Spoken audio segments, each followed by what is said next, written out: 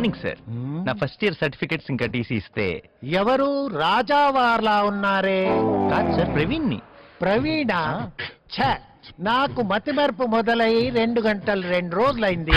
నువ్వు ఎవరో నాకు తెలియట్లేదే. Sir sir sir sir sir sorry sir, మీరు పెద్దవారు, క్షమించడం తెలిసిన వారు. మీరు ఆ టీసీ ఇంకా సర్టిఫికెట్లు ఇచ్చేస్తే నేను మళ్ళీ మీకు కనబడను. ఓ అదా, ఎక్కడైనా పెట్టుకోమని వెళ్ళిపోయావుగా.